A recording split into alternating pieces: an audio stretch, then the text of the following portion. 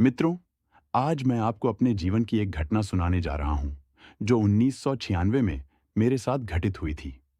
मैं पंजाब अपने गांव से ग्रेजुएशन करके दिल्ली अपनी बुआ जी के पास आया था, ताकि दिल्ली में कोई काम ढूंढ सकूं, कोई रोजगार ढूंढ सकूं।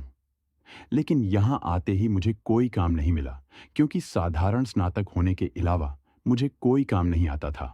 इसलिए उनके घर पर रहता था और काफी महीने काम न मिलने की वजह से मैं काफी परेशान था। और बुआ जी ब्रह्म कुमारी जी के मंदिर जाती थीं, तो मैं भी उनके साथ जाने लग गया। वहां मैंने मेडिटेशन ध्यान लगाने पर अपने आप को केंद्रित किया। और एक बार जब मैं ध्यान लगा रहा था, तो बहुत अजीब सा मेरे साथ घटित हुआ। मैं ध्यान में बैठा हुआ था और मुझे पता नहीं कब से मैं ध्यान में चला गया था। यानी हो सकता है 5 या 10 मिनट या आधा घंटा।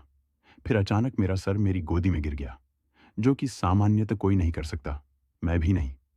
लेकिन उस दिन ऐसा हुआ और मेरा ध्यान टूटा और मैंने अपने आप को संभाला, सीधा किया। फिर मेरे कंधे, सर, टांगे, यानी कि पूरे शरीर में बहुत पीड़ा हो रही थी। ऐसे लग रहा था कि मुझ पर बहुत ज्यादा बोझ डाल दिया गया हो। वो मेरे शरीर का बोझ था जो मैं लगभग 22 सालों से ढो रहा था और मुझे कभी महसूस नहीं हुआ था। लेकिन आज अचानक ही ऐसा कैसे हो गया? खैर, जब मैं योग में था, तो उस समय मुझे क्या महसूस हुआ था, मैं आपको वो बताना चाहता हूँ। उस समय मैं एक रोशनी के रूप में जैसे तारा टूटता है, ठीक वैसे धरती से आसमान की तरफ जा रहा था। मेरा कोई रूप नहीं था, केवल रोशनी या ऊर्जा ही मेरा रूप था, जो मैं खुद को महसूस कर पा रहा था। और चारों तरफ घुप अंधेरा था। शायद मेरी तरह कुछ रोशनियां और भी ऊपर की तरफ जा रही थीं। और अंधेरे से बहुत दूर मुझे एक रोशनी का बहुत बड़ा गोला नजर आ रहा था। उसमें बहुत सी रोशनियां मेरे जैसे निकल रही थीं और शायद कुछ उसके अंदर भी समा रही थी। लेकिन मैं वहां तक नहीं पहुंच पाया और उस अंधेरे में ही था जब मेरा ध्यान टूटा।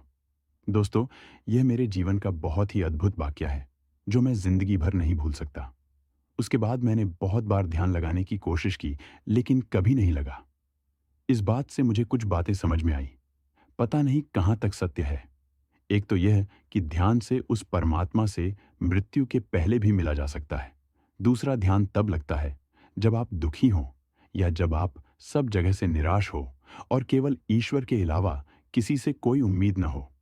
और तीसरा यह कि हमारी आत्मा ऊर्जा, रोशनी के रूप में ऊपर जाती है और उस परमात्मा जो बहुत बड़ा ऊर्जा का कुंड है, उसमें जाके वापस तरोताजा होके फिर धरती पर किसी जीव में प्रवेश करती है, जन्म लेती है। और स्वर्ग और नर्क धरती पर ही है। आज जो हमारा जीवन है और जैसा जीवन हमें मिला है, जो सुख, सुविधाएं या कष्ट, और जो जीव का जन्म हमें मिलता है, वो हमें हमारे पूर्व जन्म के कर्मों का ही फल होता है। यह ईश्वर हमें कर्मों के हिसाब से ही काया और माया देता है। और ईश्वर भक्ति और अच्छे कर्मों से हम अपने इस जन्म को तो सुधार ही सकते हैं, बल्कि अपने आने वाले जन्म को भी सुधार सकते हैं। इसलिए अच्छे कर्म करो और ईश्वर भक्ति में ध्यान लगाओ और अपना जन्म को सुधारो।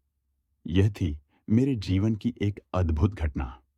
इसके बाद अपने जीवन की कुछ और घटनाओं से भी अवगत करवाऊंगा। ओम नमः शिवाय। हर हर महादेव।